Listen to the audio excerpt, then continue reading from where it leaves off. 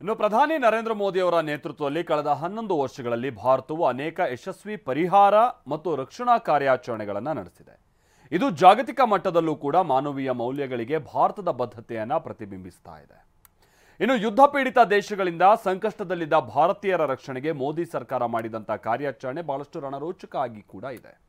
ಸಂಕಷ್ಟದ ಸಂದರ್ಭದಲ್ಲಿ ಮೋದಿ ಸರ್ಕಾರ ತೆಗೆದುಕೊಂಡಂಥ ಕೆಲ ದಿಟ್ಟ ನಿರ್ಧಾರಗಳು ಏನೇನಾಗಿತ್ತು ಬನ್ನಿ ಅದಕ್ಕೆ ಸಂಬಂಧಪಟ್ಟ ಹಾಗೆ ಒಂದು ರಿಪೋರ್ಟ್ ನೋಡ್ಕೊಳ್ಳೋಣ.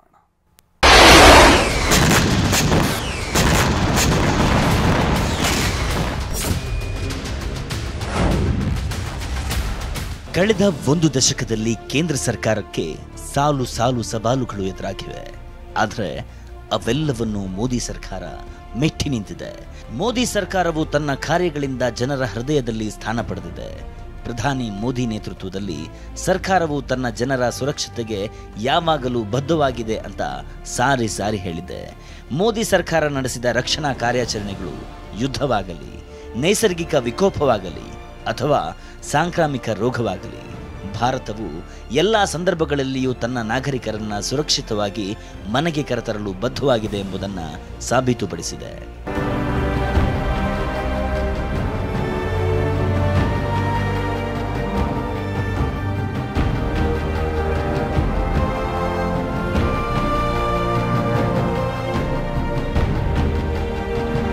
इस चुनौती भरे कालखंड में भारत ने हमेशा अपने एक एक नागरिक के जीवन की सुरक्षा को सर्वोच्च प्राथमिकता दी है. ಯುದ್ಧದ ಸಮಯದಲ್ಲಿ ಮೋದಿ ಸರ್ಕಾರ ಭಾರತೀಯರ ಯಶಸ್ವಿ ರಕ್ಷಣಾ ಕಾರ್ಯಾಚರಣೆ ನಡೆಸಿದ್ದು ಆಪರೇಷನ್ ಸಿಂಧೂರ್ ಮೊದಲ ಬಾರಿಯಲ್ಲ. ಇದಕ್ಕೂ ಮುಂಚೆಯೂ ಪ್ರಧಾನಿ ಮೋದಿ ನೇತೃತ್ವದ ಸರ್ಕಾರ ಇಂತಹ ಅನೇಕ ಕಾರ್ಯಾಚರಣೆಗಳನ್ನು ನಡೆಸಿದೆ.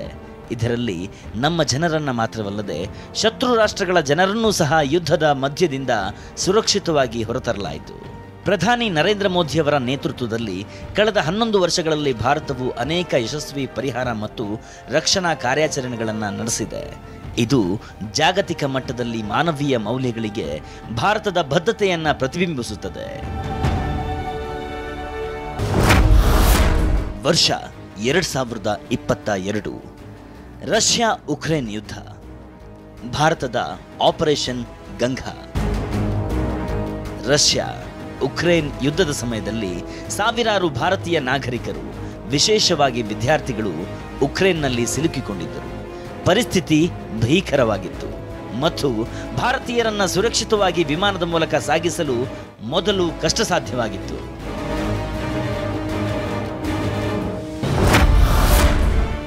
ಅಂತಹ ಪರಿಸ್ಥಿತಿಯಲ್ಲಿ ಭಾರತ ಸರ್ಕಾರ ಆಪರೇಷನ್ ಗಂಗಾ ಕಾರ್ಯಾಚರಣೆ ನಡೆಸಿ 18,000ಕ್ಕೂ ಹೆಚ್ಚು ಭಾರತೀಯರನ್ನ ರಕ್ಷಿಸಿತು. ಅವರನ್ನ ಪೋಲೆಂಡ್, ರೊಮೇನಿಯಾ, ಹಂಗೇರಿಯಂತಹ ನೆರೆಯ ದೇಶಗಳ ಮೂಲಕ ಸುರಕ್ಷಿತವಾಗಿ ಸ್ಥಳಾಂತರಿಸಲಾಯಿತು. ಭಾರತವು ತನ್ನದೇ ಆದ ಜನರನ್ನ ಮಾತ್ರವಲ್ಲದೆ ಪಾಕಿಸ್ತಾನ ಸೇರಿದಂತೆ 18 ಬೇರೆ ಬೇರೆ ದೇಶಗಳ ಜನರನ್ನೂ ಸಹ ಸ್ಥಳಾಂತರಿಸಿತು. ಭಾರತವು ವಿಶೇಷ ವಿಮಾನಗಳನ್ನು ಕಳುಹಿಸಿತ್ತು ಮತ್ತು ಭಾರತೀಯ ರಾಯಭಾರ ಕಚೇರಿಗಳು ದಿನದ 24 ಗಂಟೆಯೂ ಕೆಲಸ ಮಾಡಿದ್ದವು.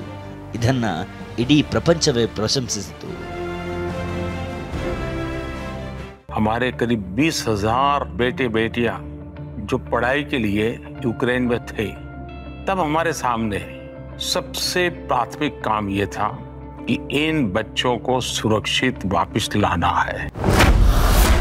ವರ್ಷ 2020 ವಂದೇ ಭಾರತ್ ಮಿಷನ್, ಕೊರೋನಾ ಸಮಯದಲ್ಲಿ ರಕ್ಷಣಾ ಕಾರ್ಯಾಚರಣೆ.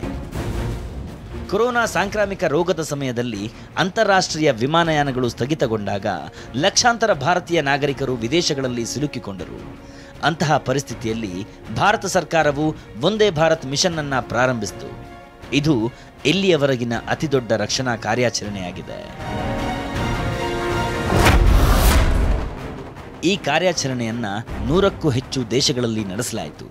ಇದರಲ್ಲಿ 60 ಲಕ್ಷಕ್ಕೂ ಹೆಚ್ಚು ಭಾರತೀಯರನ್ನ ಭಾರತಕ್ಕೆ ವಾಪಸ್ ಕರೆತರಲಾಯಿತು. ಈ ಮಿಷನ್ ನಾಗರಿಕರಿಗೆ ಪರಿಹಾರವನ್ನ ನೀಡಿದ್ದು ಮಾತ್ರವಲ್ಲದೆ ಜಾಗತಿಕವಾಗಿ ಭಾರತದ ನಿರ್ವಹಣಾ ಸಾಮರ್ಥ್ಯಗಳನ್ನು ಪ್ರದರ್ಶಿಸಿತು. ऑपरेशन गंगा सफल होने में रत्ती भर भी सवालिया निशान नहीं था। वो सफल होगा, एक एक बच्चा लौट के आएगा, उनके माँ बाप के जो सपने हैं उन सपनों को मैं चूर चूर नहीं होने दूंगा, और वो हो सका। ವರ್ಷ 2023 ಆಪರೇಷನ್ ಕಾವೇರಿ, ಸ್ಥಳ ಸುಡಾನ್. ಆಫ್ರಿಕಾದ ದೇಶ ಸುಡಾನ್ನಲ್ಲಿ ಅಂತರ್ಯುದ್ಧ ಭುಗಿಲೆದ್ದಾಗ ಭಾರತವು ಆಪರೇಷನ್ ಕಾವೇರಿ ಅಡಿಯಲ್ಲಿ 3,000ಕ್ಕೂ ಹೆಚ್ಚು ಭಾರತೀಯರನ್ನ ಸ್ಥಳಾಂತರಿಸಿತ್ತು. ಭಾರತವು ಸೌದಿ ಅರೇಬಿಯಾದ ಸಹಯೋಗದೊಂದಿಗೆ ಪೋರ್ಟ್ ಸುಡಾನ್ ಮತ್ತು ಜೆಡ್ಡಾ ಮೂಲಕ ನಾಗರಿಕರನ್ನ ಸುರಕ್ಷಿತವಾಗಿ ವಿಮಾನದಲ್ಲಿ ಸಾಗಿಸಿತು. ರಕ್ಷಣಾ ಸಚಿವಾಲಯ, ವಿದೇಶಾಂಗ ಸಚಿವಾಲಯ ಮತ್ತು ವಾಯುಪಡೆ ಒಟ್ಟಾಗಿ ಈ ಕಾರ್ಯಾಚರಣೆಯನ್ನ ಯಶಸ್ವಿಗೊಳಿಸಿದವು. ವರ್ಷ 2015 ಆಪರೇಷನ್ ರಾಹತ್, ಸ್ಥಳ ಯಮನ್. ಸೌದಿ ಅರೇಬಿಯಾ ಯಮನ್ನಲ್ಲಿ ಮಿಲಿಟರಿ ಕಾರ್ಯಾಚರಣೆಯನ್ನು ಪ್ರಾರಂಭಿಸಿದ ನಂತರ ಸಾವಿರಾರು ಭಾರತೀಯ ನಾಗರಿಕರ ಜೀವಗಳು ಅಪಾಯದಲ್ಲಿ ಸಿಲುಕಿದ್ದವು. ಭಾರತವು ನೌಕಾಪಡೆ ಮತ್ತು ವಾಯುಪಡೆಯ ಸಹಾಯದಿಂದ 5,600ಕ್ಕೂ ಹೆಚ್ಚು ಭಾರತೀಯರನ್ನ ಸ್ಥಳಾಂತರಿಸಿತ್ತು. ಈ ಕಾರ್ಯಾಚರಣೆಯನ್ನು ವಿಶ್ವಸಂಸ್ಥೆ ಸೇರಿದಂತೆ ಹಲವು ದೇಶಗಳು ಶ್ಲಾಘಿಸಿದ್ದವು. ಆ ಸಮಯದಲ್ಲಿ ಭಾರತವು 40ಕ್ಕೂ ಹೆಚ್ಚು ಬೇರೆ ಬೇರೆ ದೇಶಗಳ ನಾಗರಿಕರಿಗೆ ಸಹಾಯ ಹಸ್ತ ಚಾಚಿತ್ತು. गवर्नमेंट ऑफ इंडिया का तो हम थैंक यू करेंगे बिकॉज उन लोगों ने हमारे को जो है दे हेल्प्ड अस इन इवैक्यूएटिंग. अपने इंडिया के प्राइम मिनिस्टर नरेंद्र मोदी जी और विदेश मंत्री सुषमा स्वराज जी का बहुत बहुत तहे दिल से शुक्रिया अदा करना चाहता हूँ. ವರ್ಷ 2021 ಆಪರೇಷನ್ ದೇವಿ ಶಕ್ತಿ, ಸ್ಥಳ ಅಫ್ಘಾನಿಸ್ತಾನ. 2021ರಲ್ಲಿ ಅಫ್ಘಾನಿಸ್ತಾನದಲ್ಲಿ ಪರಿಸ್ಥಿತಿ ಹದಗೆಟ್ಟ ನಂತರ ಭಾರತವು 669 ಜನರನ್ನು ಸ್ಥಳಾಂತರಿಸಲು ಮಾನವೀಯ ಕಾರ್ಯಾಚರಣೆಯನ್ನು ನಡೆಸಿತು. ಇವರಲ್ಲಿ 448 ಭಾರತೀಯರು ಮತ್ತು 206 ಅಫ್ಘಾನ್ ಪ್ರಜೆಗಳು ಸೇರಿದ್ದಾರೆ.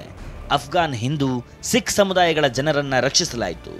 ಭಾರತೀಯ ವಾಯುಪಡೆ ಮತ್ತು ಏರ್ ಇಂಡಿಯಾದ 6 ವಿಮಾನಗಳನ್ನು ಬಳಸಿಕೊಂಡು 15 ವಿದೇಶಿ ಪ್ರಜೆಗಳನ್ನು ಸಹ ರಕ್ಷಿಸಲಾಗಿದೆ.